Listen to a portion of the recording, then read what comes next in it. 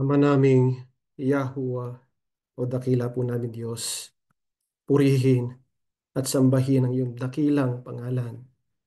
Ama, maraming maraming salamat po sapagkat muli sumapit kami sa ganitong araw, sa araw ng Sabat, upang muling makapiling ka ng iyong mga lingkod.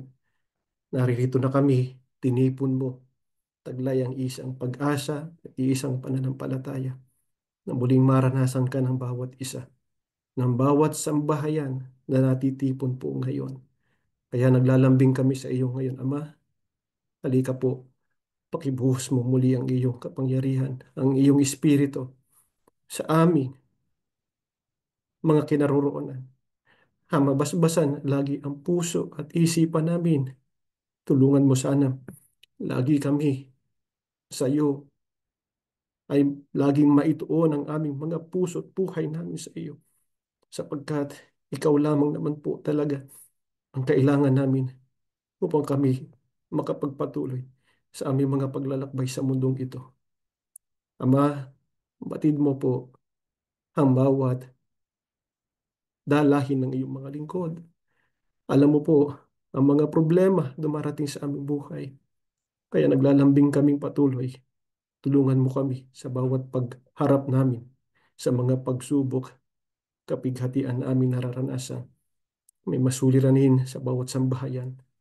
May mga anak kami suliranin din sa kanilang mga anak, sa kanilang mga magulang, sa kanilang mga kabuhayan, kahit maging sa kanilang mga kalusugan. Ama, halika po, pakisugo mong muli ang iyong espiritu, ang iyong mga biyaya, biyayang pagpapagaling mo sa amin, pagbibigay lunas sa aming mga suliranin, ang lakas at pag-asang kailangan namin sa aming buhay, upang lagi kaming makapagpatuloy, makapagtagumpay hanggang sa pitin po namin ang wakas. Sa aming mga pag-aaral, muli bukas ang aming puso, ang aming pangunawa. Tanggapin namin ang iyong mga salita. Patuloy namin siyang lagi naming baunin upang kami makapagpatuloy, magtagumpay hanggang sa wakas. Panginoong Yahusya, dumadalangit sumasamba rin kami sa iyo. Halika po sa mga lingkod mo. Patuloy kaming umaasa, nariyan ka sa aming tabi. Lagi mong ipagunita sa amin na naririyan kang lagi kapag kami dumaraan sa mga kahirapan. Alam namin nandiyan ka, kaya huwag mo sana kaming pababayaan. Tulungan kami, bigyan parati ng lakas na kami makapagtagumpay. Makarating kami sa araw na yon na isusugo ka na muli ng ating Ama upang kami mapasa iyo magpakailan-kailanman. Patuloy mo lagi kaming ilapit sa Ama. Idalangin bawat kahilingan ng iyong mga lingkod. Patuloy kaming makapagpatuloy hanggang sa wakas ng aming buhay. Ama, muli po, hinihiling namin pakibasbasan ang isinimpang handog ng iyong mga lingkod. Pakibasbasan bawat kabuhayan ng iyong mga hinirang. At muli, ang lahat ng ito, magalang na naming hinihiling. Nagpatawad ka sa aming maraming mga pagkukulang at kasalanan. Hinihiling na po namin ang lahat sa pangalan ng Panginoong Yahushua, aming tagapagligtas. Amen.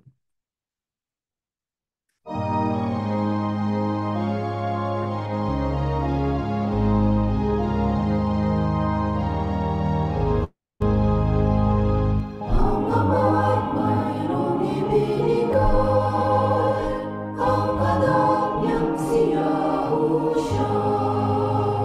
Buhay niya'y kanyang ibinigay, upang tayo'y maligtas. Pupurihin siya magpakailanman, tunay ang pag-ibig niya. Tinubos tayo ng kanyang dugo, tayo'y pinaglinggapan. Sundin siya, sundin si Yahusha, sapagkat siya ang pastor natin. Matapag ang pag-ibig niya sa atin, salita niya'y atin ang dinggin.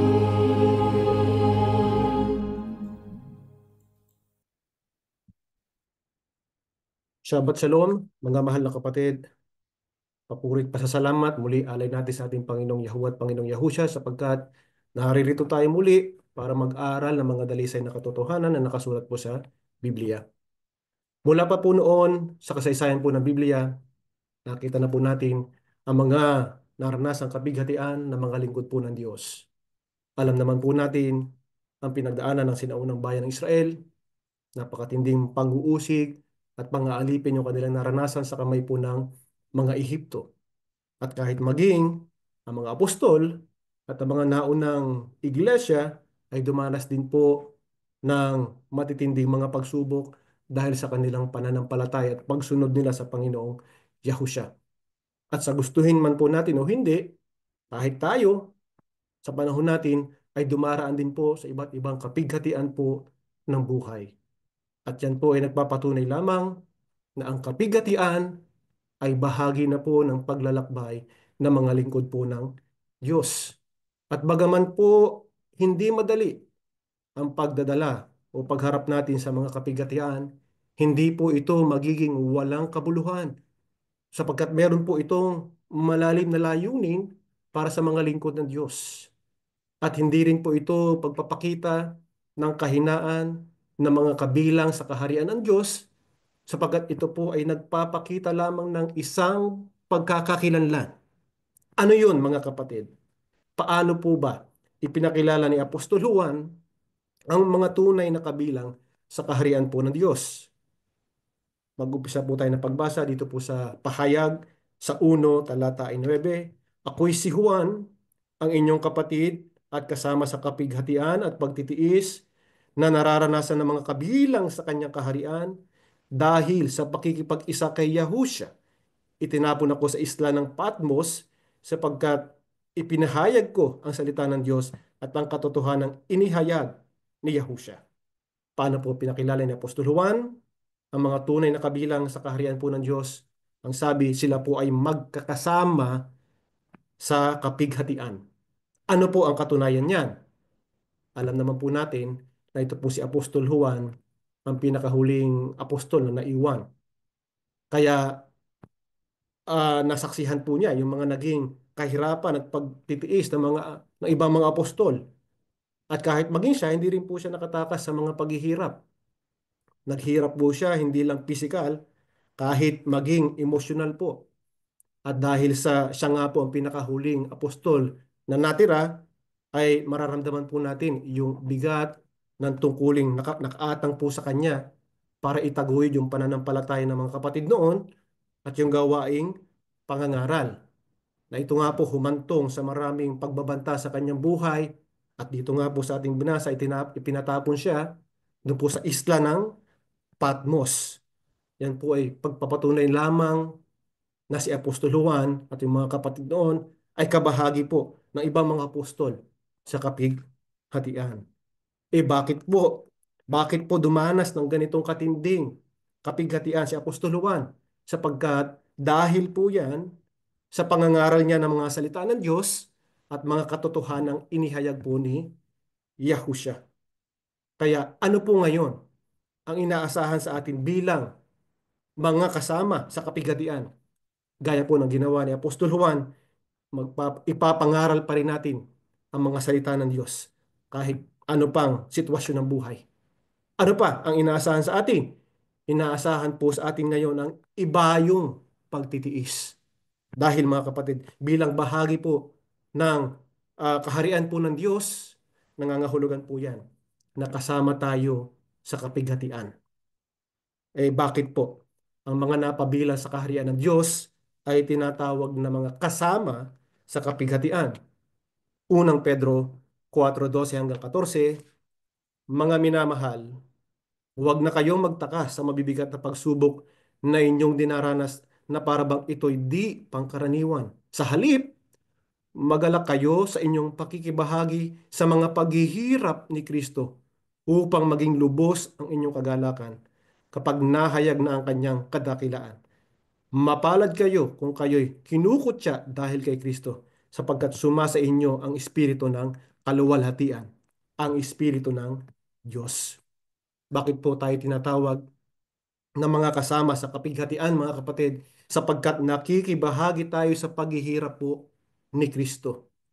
Ano po ang dapat maging damdamin natin kapag tayo po ay nakikibahagi sa paghihirap ng Panginoong Yahusha? Dapat po ba nating um, ipagtaka ang ating mga nararanasan o ikalungkot natin? Hindi na po dapat, mga kapatid. Ang sabi sa atin, magalak kayo. Alam niyo po ba kung bakit dapat tayo maging magalak, mga kapatid? Sapagkat doon pa lang sa isipan na tayo nasa kapighatian, kasama na natin doon ang ating Panginoong Yahusha. Ano po ang biyayang nakalaan sa mga nakikibahagi sa paghihirap po ng Panginoong Yahusha? Ang sabi ng Biblia, malulubos ang inyong kagalakan. Bakit po? Sapagkat makikibahagi tayo sa kadakilaan niya sa araw ng muli niyang pagparito. Ano po ang kailangan natin ngayong gawin para tamasahin natin yung lubos na kagalakan? Kinakailangan po natin ngayon ng pagtitiis, mga kapatid. Kapag hindi natin nagawang magtiis, masasayang lamang po lahat ng mga naranasan o pinagdaanan nating mga kapigatian sa buhay. Kaya ang tanong ngayon, paano tayo magiging matiisin? Sapagkat alam natin bilang mga tao, hindi naman po madali magtiis, lalo na kung napakabigat na po ng dinadala natin, di po ba? Kaya kinakailangan natin ngayon ang Espiritu Santo. Yan ang sikreto, mga mahal na kapatid. Kaya lagi po nating hilingin sa ating pananalangin na isugo sa atin ang Espiritu Santo para magawa nating harapin anumang mga pagsubok o gaano mang kabigat ang mga kapighati ang ating kakaharapin.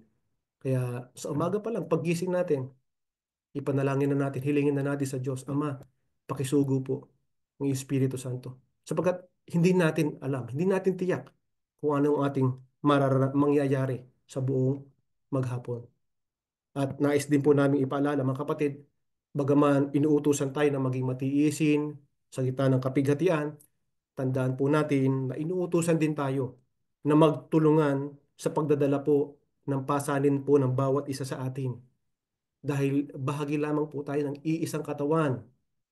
Ika nga sa isang kasabihan, ang sakit ng kalingkingan ay dama po ng buong katawan. Kaya kung may problema ang isa sa atin, huwag tayo magkatubili, mga kapatid. Ilapit natin sa ating mga kapatid, mga kamag-anak. Minsan kailangan lang din natin, minsan may kausap, di po ba? Kaya huwag natin sarilinin. Ilapit natin. Kung kahit sa assembly, gagawin natin ang lahat ng maaari nating maitulong. Yung mga bagay na hindi natin magagawa, ititiwala natin yan sa ating Panginoong Yahuwah.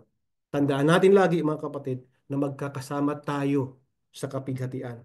Ano pa ang layunin ng kapighatian ng mga pagsubok? Unang Pedro 1:6-7. Dahil dito, dapat kayong magalak sa kabila ng iba't ibang pagsubok dahil ang mga pagsubok na ito ay panandalian lang at dapat ninyong maranasan para masubukan kung talagang tunay ang pananampalataya ninyo. Katulad ng ginto, sinusubok ito sa apoy para malaman kung tunay o hindi. Pero mas mahalaga ang pananampalataya natin kaysa sa ginto na nawawala.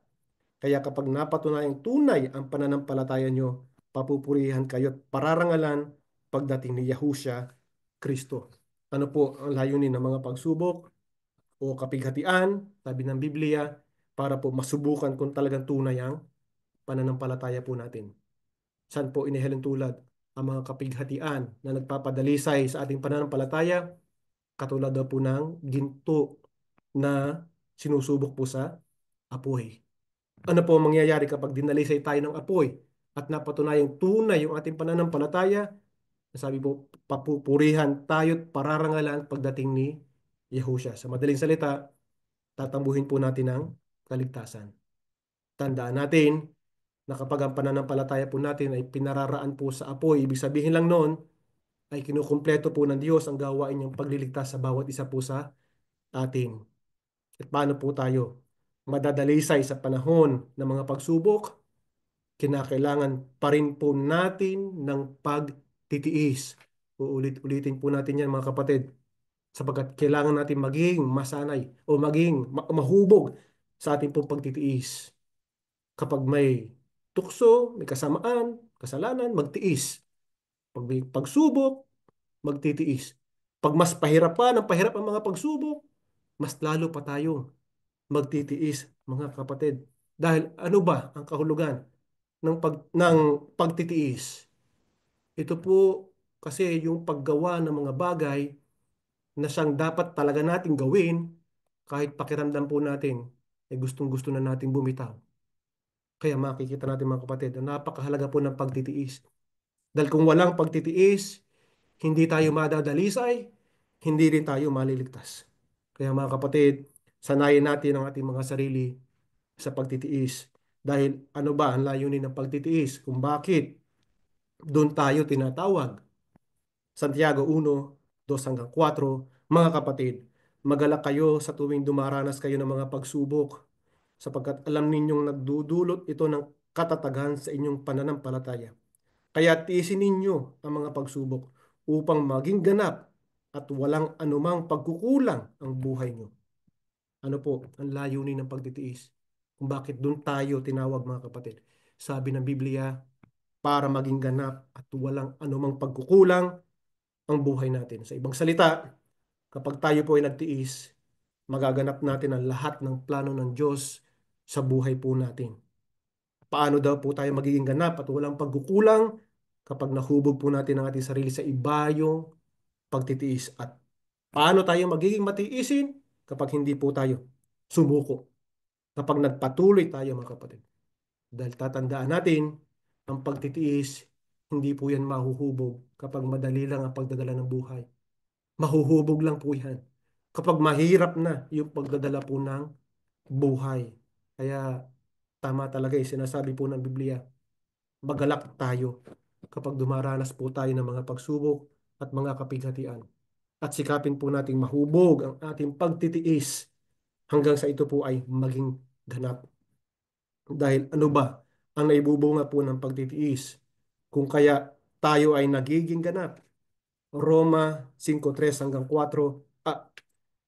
5:3-4. Anong nai 5:3. At nagagalak din tayo kahit na dumaranas tayo ng mga paghihirap. Dahil natututo tayong magtiis. Alam natin na ang pagtitiis ay nagpapabuti sa ating pagkatao. At kung mabuti ang ating pagkatao, may pag-asa tayo na makakabahagi tayo sa kadakilaan ng Diyos. Ano po ang may bubunga ng pagtitiis, mga kapatid? Ang sabi ng Biblia sa atin, nagpapabuti ito ng ating pagkatao. Napansin niyo ba yun, mga kapatid? Mas interesado po ang Panginoong Yahuwah sa ating pagkatao o sa karakter natin kaysa sa sarili lang nating kaginhawaan. Kung tutuusin, mga kapatid, kayang-kaya naman ng Diyos na maging maalwan, magaan lang lagi yung buhay natin eh. Pero hindi. Mas gusto niyang mahubog yung ating pagkatao. At yun ay sa pamamagitan po ng pagtitiis natin sa gitna ng kahirapan. At ano daw po ang naidudulot ng mabuting pagkatao, magkakaroon po tayo ng pag-asa na makakabahagi sa kadakilaan ng Diyos. Sa makatwid, may pag-asa po tayo sa kaligtasan. Kaya napakalinaw ang sinasabi po ng Biblia, mga kapatid, na ang pagtitiis ay makapagdadala po sa atin sa kaligtasan. Kaya huwag nating sayangin ang ang ating mga naging pagtitiis. Magpatuloy lang tayo, mga kapatid, dahil balang araw may tatambuhin tayong gantimpala. Ipagpapatuloy po ang ating pag-aaral.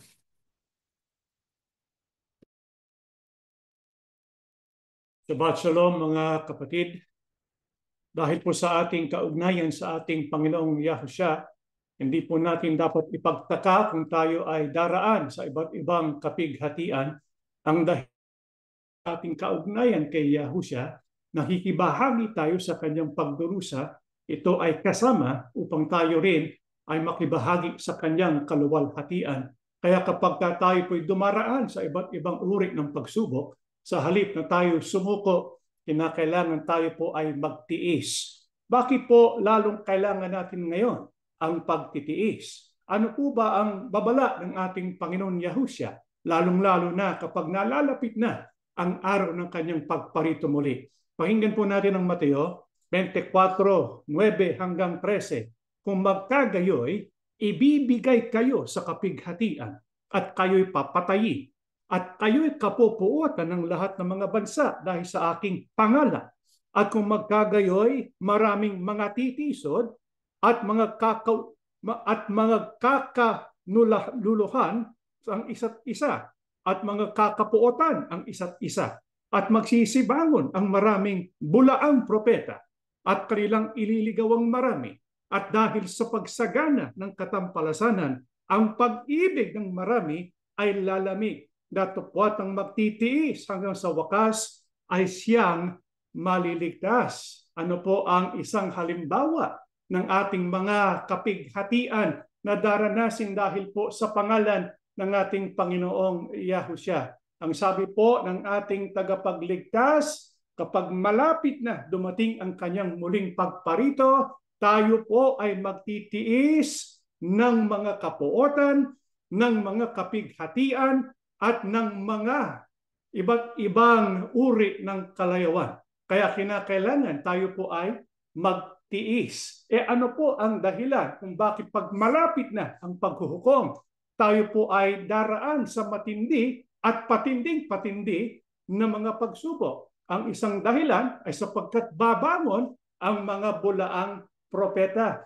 Paano po natin makikilala ang isang bulaang propeta? Kapag inaangat niya ang kanyang sarili sa halip na iangat ang ating Panginoong Yahusha. Kaya dahil dito, uusigin niya ang hindi makatanggap ng kanyang mga sinasabi. Hindi po ba ito ang ating pinagdaanan?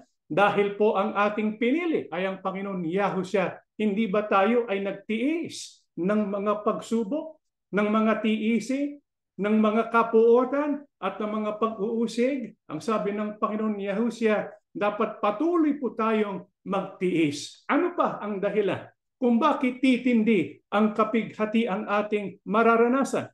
Ang sabi rin ng ating tagapagligtas, darating ang pagsagana ng katampalasanan, ang pag-ibig ng marami ay lalamig. Hindi po ba totoo ang sinabi rito ng ating Panginoong Yahusha? Dahil po lalamig ang pag-ibig ng marami, tataas ang krimen, dadami ang mga digmaan, dadami ang masasamang tao, dadami po ang mga mamamatay tao. Ito po ang dahilan kung bakit sa panahon natin ngayon, tayo po ay daraan sa kapighatian. Kaya ano ang dapat nating ipagpasya? Huwag po tayong susuko, magtiis tayo hanggang sa wakas. Kasi kapag hindi tayo magtitiis hanggang sa wakas, nasayang lang yung mga pinagtiisan natin. Sino po ang magandang halimbawa ng nagtiis hanggang sa wakas? Pakinggan po natin ang Santiago 5:11. Narito tinatawag nating mapapalad ang nangagtiis. Inyong nabalitaan ang pagtitiis ni Job at inyong nakitang pinagpangyari ng Panginoon kung gaano ang lubos na pagkahabag at ang pagkamaawain ng Panginoon. Sino po ang isang magandang halimbawa ng tiisin o kaya nagtagumpay dahil nagtiis hanggang sa wakas? Walang iba kundi si Job. Bakit po napakagandang halimbawa si Job sa tiisin? Sapagkat lahat ng uri ng kapighatian ay kanyang naranasan. Kasi kung atin pong titingnan, yung mga mabibigat na problema ng tao, hindi po natin sinasama rito yung mga everyday problems na hindi naman po mabigat. Ang pinag-uusapan po natin, yun pong kapighatian, yung life-changing events. Ano-ano po ang mga kasama sa tinatawag nating matitinding kapighatian? Nandyan po ang suliranin sa ating kabuhayan. Panahon natin ngayon, maraming nawawalan ng trabaho. Marami po ang tumaraan sa kahirapan. Ito ba ay naranasan ni Job? Opo, sapagkat nawala ang kanyang mga ari-arian. Ano pa ang naranasan ni Job? Yung isa pang matinding problema ng tao. Ito po ay ang pamilya. Kasi kapag sa atin, may nangyari sa ating pamilya, yun po ay mabigat na problema. Hindi po yun karaniwang problema. Mabigat kapag kami nawalang anak sa atin. O kaya nawalan tayo ng mahal sa buhay. Hindi po ba mabigat na kapighatian yun? Naranasan din yan ni Job. Ilan po sa 10 mga anak ni Job ang nawala sa kanya? Lahat. Kaya nawalan siya ng hanap buhay, ari-arian, nawalan siya ng mga anak. At ang isa pang matinding kapighatian ay kapag tayo po ay nagkaroon ng matinding sakit. Di po ba? Ito'y mabigat na problema. Ito rin naranasan ni Job. Kaya kung ating pag-uusapan, kapighatian, walang hihigit pa siguro kay Job. Matindi talaga ang kanyang pinagdaanan. Pero ano ang nagawa ni Job? Nagtiis siya. Kaya nga siya ang binigay na halimbawa ni Santiago para tayo ay matuto. Kaya ito pong si Job, hindi po karaniwan ang kanyang nagawa. Kailangan matuto tayo kay Job. Ano po bang sikreto? Ano po bang dahilan kung bakit si Job ay nagtagumpay at nagtiis hanggang sa wakas kahit napakabigat ang mga kapighati ang kanyang pinagdaanan? Dito po sa Job 23:10-12, ngunit nalalaman niya ang daang aking nilalakaran. Pagka kanyang nasubok ako ay lalabas akong parang ginto. Ang aking paa ay sumunod na lubos sa kanyang mga hakbang. Ang kanyang daan ay aking iningatan. At hindi ako lumiko. Ako'y hindi humiwalay sa utos ng kanyang mga labi. Aking pinagyaman ang mga salita ng kanyang bibig ng higit kaysa aking kailangan pagkain. Ano po ang dahilan kung bakit si Job ay nagtagumpay laban sa kapighatian? Nagawa niya magtiis hanggang sa wakas sapagkat nung nasa pagsubok siya, hindi po siya sumuko, kundi nagpasya siya, ako ay lalabas na parang ginto. Kasi kapag tayo po, mga kapatid, nasa gitna ng pagsubok, dalawa lang naman ang ating options. Isa, umurong tayo at tayo ay mapagtagumpayan ng pag-uusig o kaya ng kapighatian. Isang option yun. Pero bakit natin pipiliin yun? Meron naman tayong Diyos. Si Job, ano ang pinili niya? Yung pangalawang option. Ano po yun? Siya po ay nagpasya sa kanyang isip. Sinabi niya, pagka kanyang nasubok ako, ay lalabas akong parang ginto. Kaya pinagpasyahan niya. Ano man ang mangyari, kahit gaano katinding pagsubok, lalabas ako na parang ginto. Ano po ang nagpalakas kay Job? Na ito rin ang dapat nating matutunan. Ang sabi ni Job, hindi humiwalay ako sa utos ng kanyang mga labi, mga utos ng Diyos, mga salita ng Diyos ang nagpalakas sa kanya.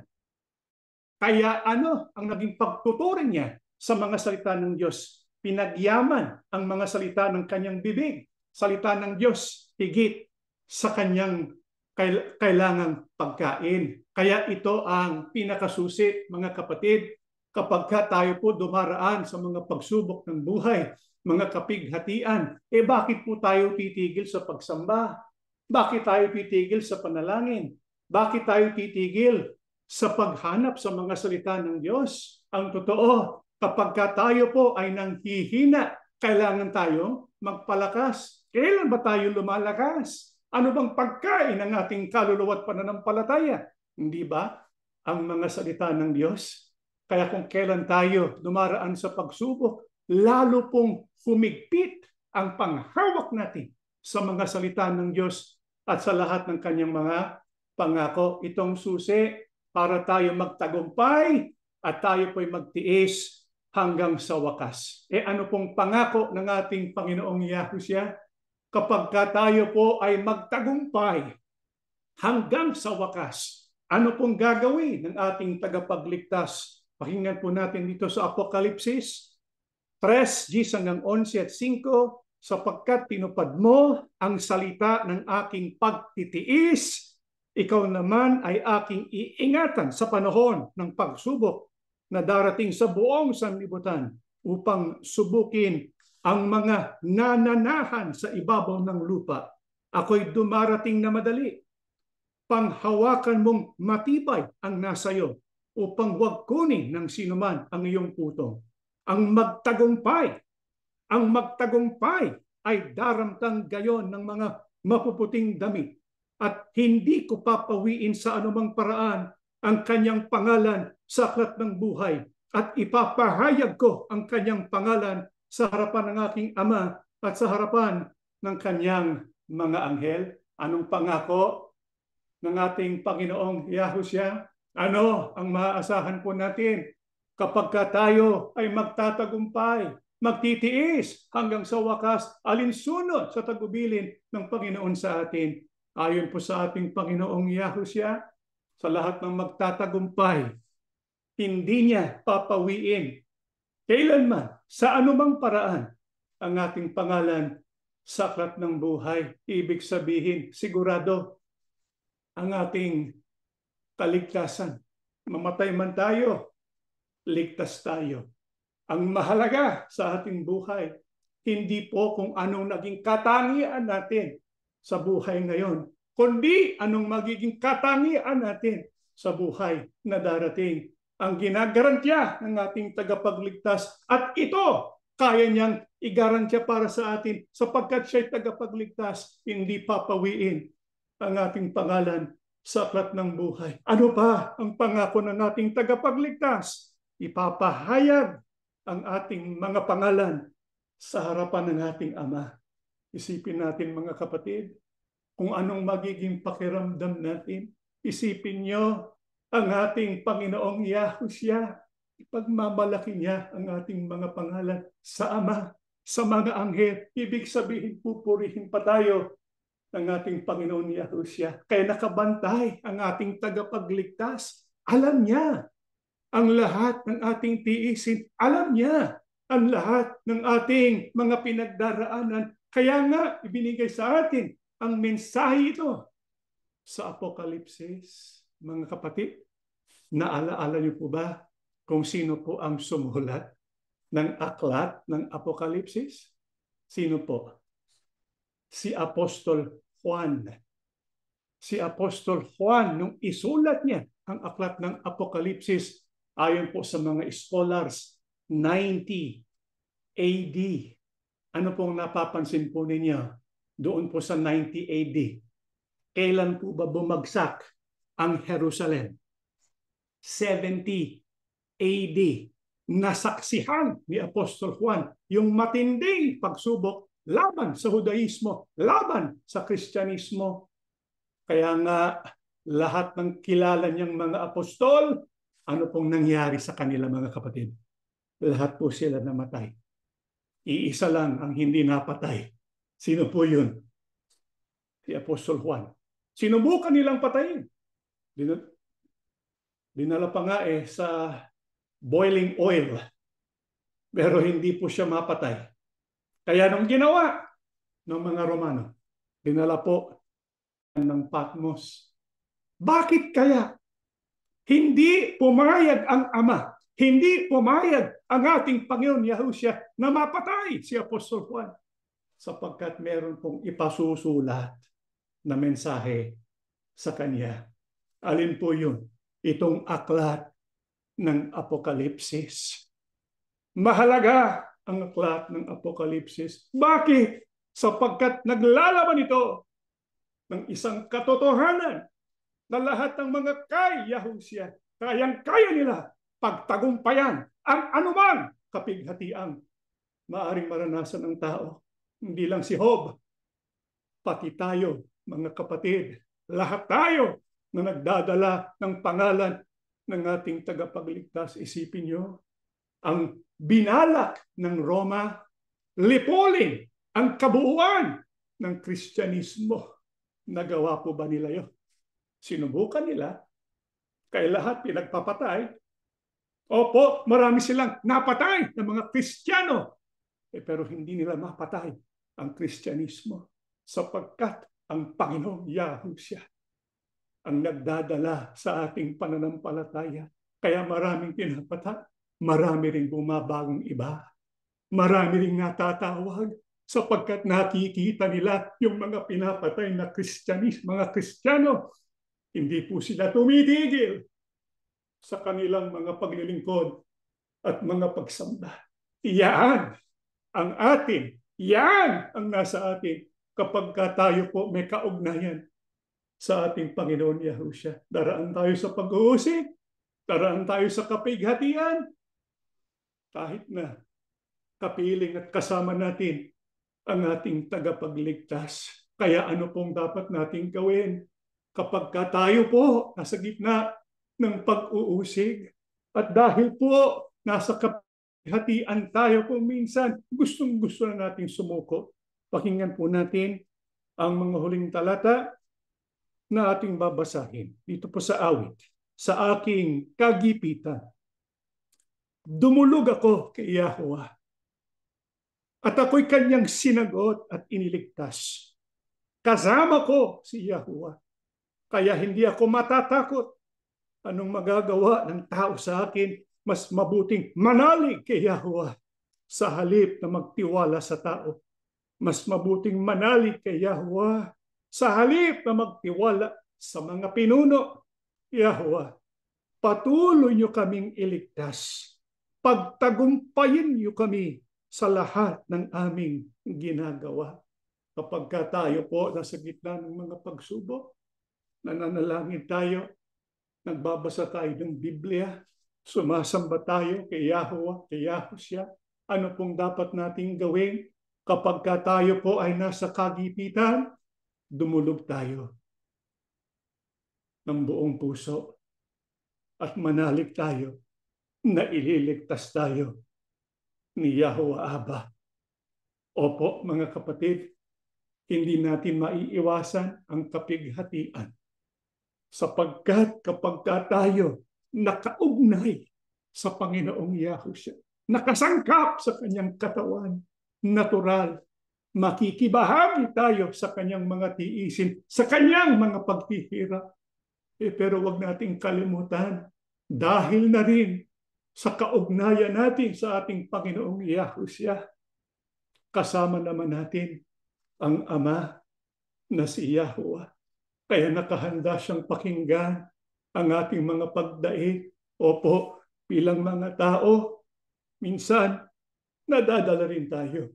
Kung minsan nandiyan ang pakiramdam, susuko na lang ako. Pero bakit tayo susuko? Bakit tayo hindi magpatuloy hanggang sa wakas? Meron naman tayong kakayahan, hindi dahil sa tayo ay malalakas, kundi dahil tayo po'y kabilang sa sambahayan ng Ama. Nandiyan si Yahuwah. Nandiyan si Yahushua. Kapiling natin na magpapalakas at magliligtas sa ating lahat. Kaya tumawag tayo palagi sa Ama at sa kanyang bugtong na anak. Tayo po'y tumayo at tayo mananalangin. Ama naming Diyos, dakilang Yahuwah, nanditong yung mga anak, batid mo ang aming mga pinagdaraanan sa buhay, mga kapighatian, iba't ibang klase, iba't ibang uri, na dahil dito at iba pang mga dalahin sa buhay, kung minsan nandyan ang pakiramdam na gustong-gusto na naming sumuko. Pero kapag nauunawaan namin ang dahilan kung bakit po kami kinakailangan dumaan dito, nagpapasalamat kami, nagagalak kami, sapagkat alam namin hinuhubog mo ang iyong mga anak para kami po'y maging katulad ng iyong bugtong na anak na si Yahushua HaMashiach. Yahushua na aming tagapagligtas. Salamat ng marami. Ikaw ang aming kailangan, lalong-lalo na kapag napakabigat ang aming dalahin. Sa'yo kami dudulog, sa'yo kami mananalig. Ikaw ang aming bato na nagbabantay sa bawat isa sa amin. Dinggin mo ng aming tinig ngayon. Magpalakas ka po sa iyong mga hinirang. Ikaw ang aming mahal. Ikaw ang aming Mesyas. Susuko kami sa iyo at sa ating dakilang Ama. Ama, mahabag ka po ngayon. Maghimala ka po sa iyong mga anak na nangangailangan. Ang mga merong sakit, mabibigat na karamdaman. Ikaw nang bahala, Ama. Wala naman imposible sa iyo. Ikaw na sanang magpagaling sa iyong mga anak. Ama, alam namin malapit na ang pagsusugo mo sa iyong anak. Naghihintay kami. Gawin po kaming matsagain para makapagtiis kami hanggang sa wakas. Ito pong aming pinagmamakaawa, Ama, sa pangalan po ng aming tagapagligtas na si Yahushua HaMashiach. Amen.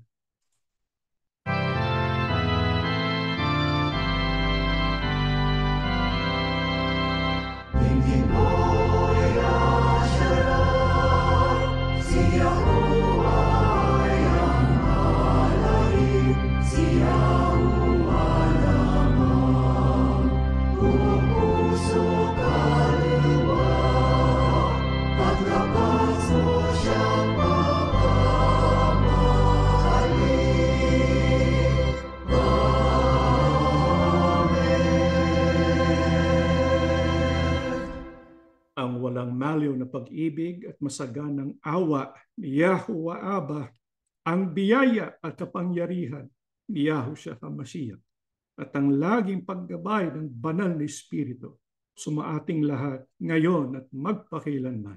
Amen. Mga kapatid, just a few announcements. Mamaya po at bukas ay pagpapatuloy po natin ang ating children's ministry. Lahat ng meron pong mga anak ay makasama po sa klaseng ito. At this coming November 30 po, 3 p.m. Pacific Standard Time, which is the last weekend of November, sa halip na meron po tayong Tagalog na pagsamba, tayo po ay magkakaroon ng pagtitipon sa isang schedule lamang. Kaya isa lang po ang ating pagsambang schedule, araw po ng Sabado, 3 p.m., November 30. Ito po ay para sa ating pagdiriwang ang ating pong 4th anniversary ng Assembly of Yahushua. Bilang paghahanda, meron po tayong preparatory prayer Monday to Friday, beginning November 25 hanggang November 29. Natatapos na po ang ating pagsamba ng Yahuwah Abba and Yahushua HaMashiach. Bless all of us.